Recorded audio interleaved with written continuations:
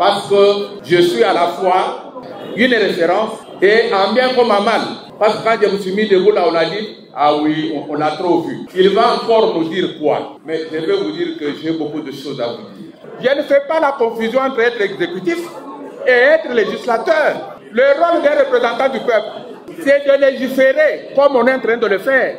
C'est de suivre l'application de ces lois, de contrôler les gouvernements, de contrôler les entreprises publiques, de contrôler les établissements publics et les services publics. Ce n'est pas de construire des écoles, ni des maternités, ni des routes. Si on est fait, c'est qu'on a constaté que l'État comme la province a failli quelque part. De 2006 à 2008, avant que je n'aille au gouvernement, je suis l'auteur de la loi sur le financement public des partis politiques. J'ai travaillé déjà sous la Deuxième République. Je disais à ceux qui ne voulaient pas que je rejoigne le président Tshisekedi, qui ont cru que c'était une façon de nous diaboliser et une façon d'émerger pour eux. Je leur ai dit, j'étais le conseiller politique du maréchal Mobutu. Je suis la dernière personne bénéficiaire du dernier décret présidentiel signé par le président Mouzé Laurent Kabila 13 jours avant son assassinat. Et j'ai travaillé avec le reste, directeur de cabinet du président, ministre, ainsi de suite. Pourquoi je ne viendrai pas apporter cette expertise, cette expérience à mon propre pouvoir, à mon propre frère, qui s'appelle Félix Antoine Tshisekedi Tshilombo? Pourquoi vous pouvez m'en empêcher? Je suis celui qui a participé à tous les dialogues politiques dans ce pays. Et j'étais le premier vice-président du CENSA, comité de suivi de l'accord et du processus électoral. Abonnez-vous, partagez, abonnez-vous, abonnez-vous, abonnez-vous, partagez, partagez. J'ai connu tous les cycles électoraux, 2006, 2011, 2018, aujourd'hui 2023.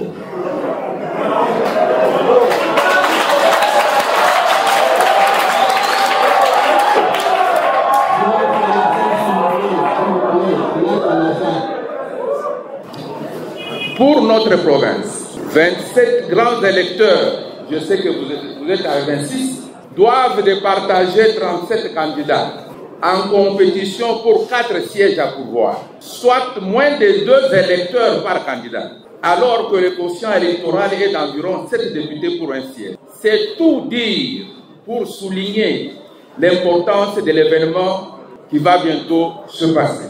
Voilà pourquoi, dans mon exposé, honorable président, honorable députés provinciaux, je vais rapidement, parce que je suis à la fois une référence, c'est ce que je voulais dire, et en bien comme en mal. Parce que quand je me suis mis debout là, on a dit, ah oui, on a trop vu. Ce n'est pas ça.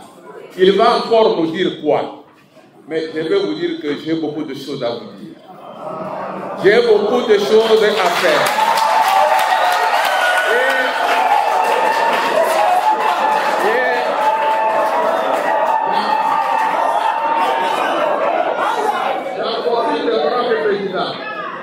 Pour vous dire, voilà pourquoi comme enseignant, je vous ai amené une documentation.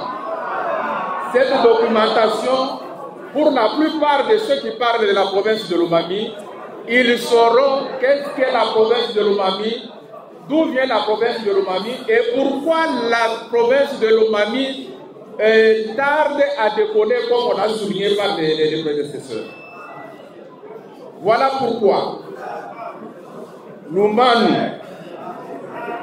Adolphe, Boanansef, votre parent, votre aîné, votre encadreur, d'une façon ou d'une autre.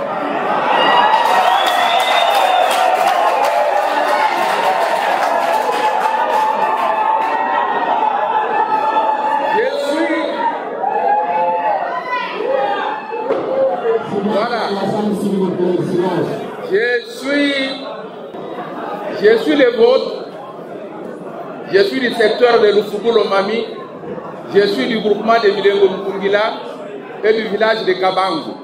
Je suis le fils d'Alfred Moulenda et de Florence et Sango qui sont tous décédés. Dans le langage, quand on voudrait dire des médisances sur des champs, on dira il n'est même pas de la province. On dit qu'il n'est même pas du territoire de Kabinda. Il est de Lubao. Il est de ceci. Comme disait Socrate, je ne suis ni grec ni athénien. Je suis un citoyen du monde.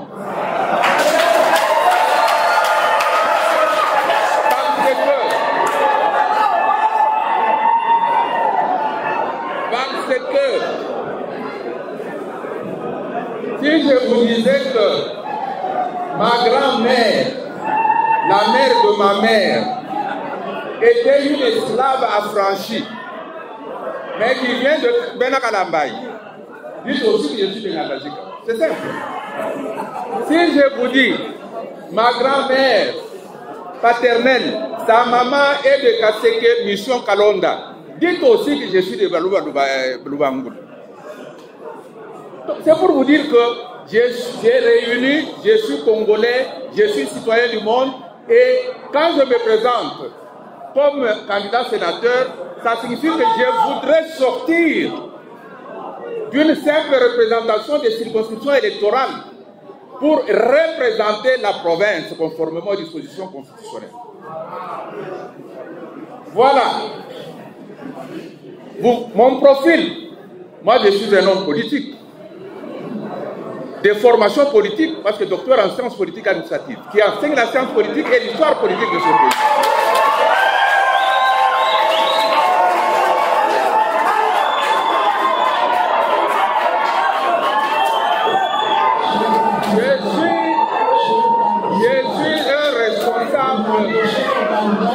Responsable de famille, une réputation de probité, un casier judiciaire vierge, capacité de travail remarquable, expérience et expertise exceptionnelle. Je connais les pays, je connais les hommes, je connais les institutions. Et je connais des problèmes, notamment quand on dit que la province tarde à décoller, si vous posez mal les prémices, donc même les réponses que vous allez donner ne vont pas permettre de résoudre cette équation-là. Pourquoi elle est? Et je vais vous dire pourquoi non seulement le Mami, mais toutes les provinces qui ont bénéficié du démembrement territorial sont en difficulté. J'ai entendu que c'est le Mami seul. Mais je connais les pays comme je l'ai dit. Alors, j'ai une expérience.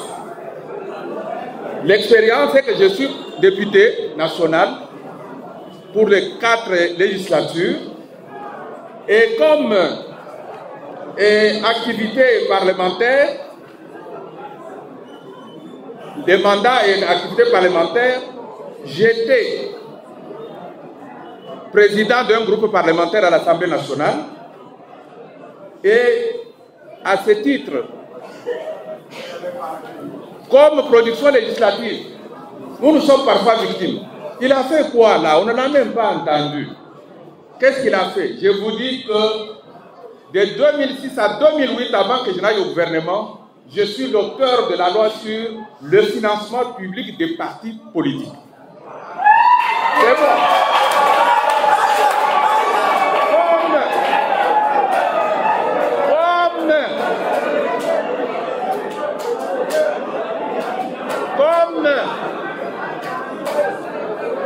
Permettez, comme député, c'est moi l'auteur de la loi portant organisation et fonctionnement de la caisse de péréquation. La caisse de péréquation, ça fait partie justement des avantages reconnus aux provinces qui ne sont pas mis en œuvre jusqu'à aujourd'hui. Depuis 2008, pour accompagner cette décentralisation, comme membre du gouvernement, tous les textes que vous voyez, j'ai fait le vice-premier ministre de l'Intérieur, décentralisation, aménagement du territoire. C'est moi l'auteur du texte sur les limites des provinces et celles de la ville de Kinshasa. C'est moi l'auteur du projet de la loi de programmation. La loi de programmation vient comment? Parce que depuis que la Constitution est entrée en vigueur en 2006, on tardait à procéder au découpage territorial. les élus de l'Ituri se sont fâchés. Ils ont dit que si vous ne nous dirigez pas en province, nous allons décréter notre sécession. Voilà pourquoi, pour gagner un peu de temps, j'ai initié comme ministre de l'Intérieur la loi de programmation que vous connaissez, qui se trouve dans les documents que je vous donne, parce que député provincial, vous devez avoir la documentation qui renforce vos capacités. Voilà. Et la plupart des textes sur les élections et la décentralisation viennent de ma plume et de mon travail comme membre du gouvernement, des projets. J'ai travaillé déjà sous la Deuxième République. Je disais à ceux qui ne voulaient pas que je rejoigne le président Tshisekedi, qui ont cru que c'était une façon de nous diaboliser et une façon d'émerger pour eux. Je leur ai dit, j'ai été le conseiller politique du maréchal Mobutu. Je suis la dernière personne bénéficiaire du dernier décret présidentiel signé par le président Mouzé Laurent Kabila 13 jours avant son assassinat. Et j'ai travaillé avec le reste, directeur de cabinet du président, ministre, ainsi de suite. Pourquoi je ne viendrai pas apporter cette expertise, cette expérience à mon propre pouvoir, à mon propre frère, qui s'appelle Félix Antoine Tshisekedi Tshilombo? Pourquoi vous pouvez m'en empêcher? Voilà pourquoi je suis celui qui a participé à tous les dialogues politiques dans ce pays. Et j'étais le premier vice-président du CENSA, comité de suivi de l'accord et du processus électoral. Comme grade académique, je suis professeur ordinaire, j'aspire à la mérita. Je suis un professeur qui enseigne et non pas un professeur dans l'enseignement. Voilà. Maintenant, qu'est-ce que je fais comme sénateur? Pourquoi la province tarde à décoller? La province ou les provinces de la République tardent à décoller parce qu'au stade actuel, indépendamment du facteur humain, la décentralisation n'est pas effective. On n'a pas libéré la décentralisation. Ou ce qu'on appelle le régionalisme politique, qui est un compromis entre le débat sur l'unitarisme et le débat sur le fédéralisme. Voilà pourquoi, tant qu'on n'aura pas libéré la décentralisation, il y aura toujours des problèmes. Je n'aborde pas la question des hommes. Mettez l'homme, vous allez voir, j'ai tout donné à ce pays, vous verrez quel type d'homme je vais placer par là. Et cet homme-là, on l'a placé pour l'ensemble de notre pays, et particulièrement pour la province de Lomami, où nous nous mettons tout le temps les bâtons dans les roues. Je dirais bien. Alors, prenez seulement la Constitution. Je vous ai donné la documentation. Mon travail va reposer, comme je le dis, sur la nécessité de l'effectivité de la décentralisation. Et l'article 100 dit que notre Parlement est bicaméral, c'est-à-dire il y a deux chambres. Mais il y a une chambre qui représente les provinces. On ne dit pas autant avec précision en ce qui concerne les députés. La chambre qui représente les provinces, c'est le Sénat. Là où le débat doit se dérouler, sur la caisse de péréquation, sur les transferts de compétences financières, sur les transferts de compétences administratives, la fonction publique, la fonction publique provinciale, et même sur les recettes à caractère national, les 40% qui sont prévus à l'article 195, qui dit que les 40% là sont retenus à la source. Ce n'est pas fait jusqu'à présent. Quel est le problème? Ça, ce sont des questions auxquelles les sénateurs est appelé à répondre, à apporter des précisions.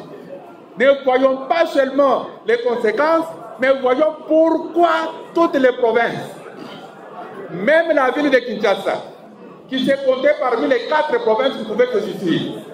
Au moment où nous parlons, il y a des années que et les ministres et les administratifs, tout le monde n'est pas payé. A fortiori Lomami, où vous peinez à réunir même 100 000 $ à la fin du mois comme recette propre.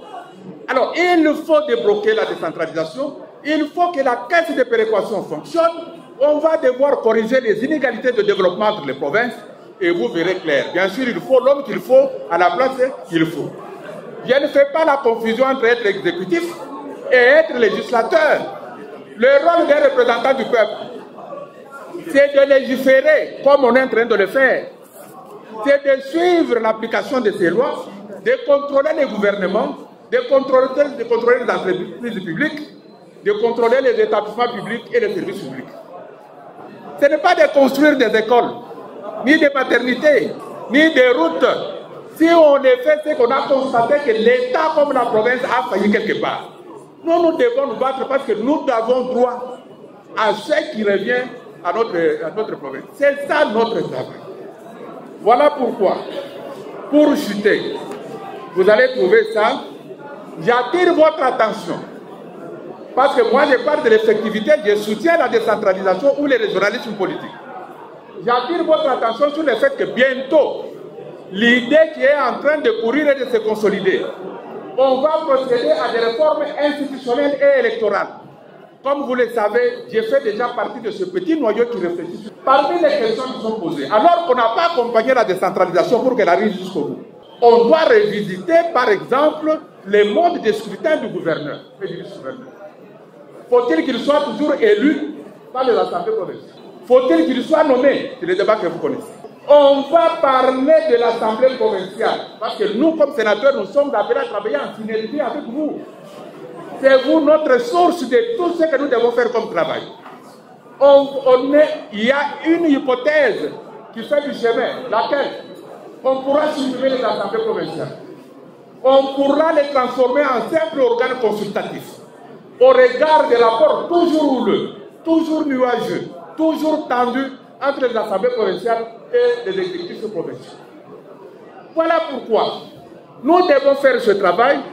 Ce travail, vous n'y envoyez pas n'importe qui. Vous n'y envoyez pas n'importe qui. Parce que il faut des personnes qui savent ce qu'ils doivent faire et dans l'intérêt de notre province. C'est pourquoi moi je suis votre candidat sénateur. Pourquoi? Pourquoi à mon âge? Parce que c'est d'ailleurs l'âge qu'il faut pour aller siéger dans la chambre haute. Pourquoi?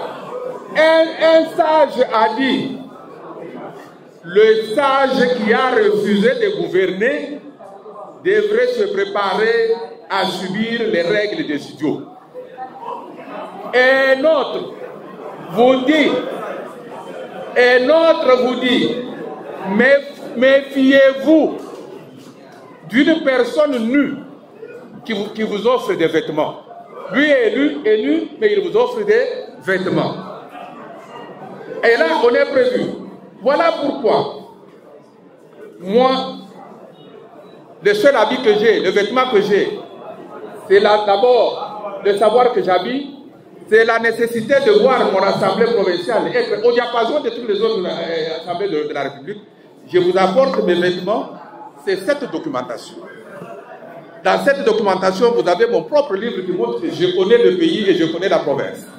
Cette province a existé en 1962, elle a disparu en 1966, pour remettre en 2015. C'est toute une histoire que vous devez piloter avant de parler de l'Omani. Parce que j'ai entendu un grand responsable. Quand je lui disais, nous avions Dominique Manono comme gouverneur. Après, c'était Chikangala Jamari. Il me dit, mais c'était où ça? Mais moi, j'ai dit que c'était le gouverneur de la province de l'Omami. Parce qu'avant la province de l'Omami, dans la formule actuelle, il y avait une province de l'Omami qui a vécu de 62 à 66 jusqu'à la création de la province du Kasaï oriental, quand on a fusionné. Et Chikangala Jamari, c'était le vice-gouverneur de Mukamba, Kadiatanzef. C'est une histoire que vous devez connaître. Quand nous nous battons pour qu'il y ait consensus même dans le choix des animateurs, une politique que nous avons mise en place avec les députés provinciaux de cette législature-là. C'est pourquoi? Parce que nous sommes la province la plus diversifiée sur le plan culturel. Il y a une province où il y a un déséquilibre de représentation à l'Assemblée provinciale ici. S'il n'y a pas de consensus, il y a des entités entières qui ne seront jamais appelées à participer à la gestion. Maintenant, je vois que cette démarche-là est en train d'être mise en cause. Ça dépend de vous, honorable président. Il faut suivre que ce n'est pas par hasard que nous avons estimé qu'à un moment donné, c'est telle communauté qui prend ou tel territoire qui prend la province, l'exécutif, l'autre les vices, l'autre l'Assemblée provinciale. C'est pour que nous vivions dans la cohésion sans laquelle il n'y a pas décollage ni développement de la province. Chers amis, je ne peux apporter de connaissances à un homme, mais je peux le faire réfléchir. Aucun de nous n'est plus intelligent que nous tous, réunis. Travaillons ensemble pour réussir le pari du décollage de notre province. Voilà pourquoi, si vous ne pouvez pas être une lumière qui illumine les bonnes actions des gens, ne soyez pas des ténèbres couvrant leurs efforts. Si vous ne pouvez pas être l'eau pour faire germer les récoltes, ne soyez pas un vent qui vient les détruire. Je viens donc humblement demander vos voix pour servir davantage. Je ne suis pas quelqu'un de faux. Je ne suis pas quelqu'un d'ambivalent. Je ne suis pas égoïste ni opportuniste. Je ne suis ni nécessaire, ni colon, ni haineux. Parce que la haine, c'est la colère des faibles et des gens qui ont emprunté les raccourcis. Je suis un homme vrai et au-dessus de tout, je crois en Dieu, qui mène les bons combats pour moi et me donne la force et les atouts nécessaires pour être toujours utile et au service de mon pays, de ma province et de mon peuple, ainsi que du président de la République, chef de l'État, Félix Antoine Tshisekedi Tshilombo, pour la matérialisation de sa vision et la réussite de son commandement. Que Dieu nous bénisse tous, qu'il bénisse la province de Lomami, évoluons tous dans la concorde. Je vous remercie. Frank Chola, mon petit frère, mais on dit une vision mounena, pour propager malheureusement qui se passe à Kouetou.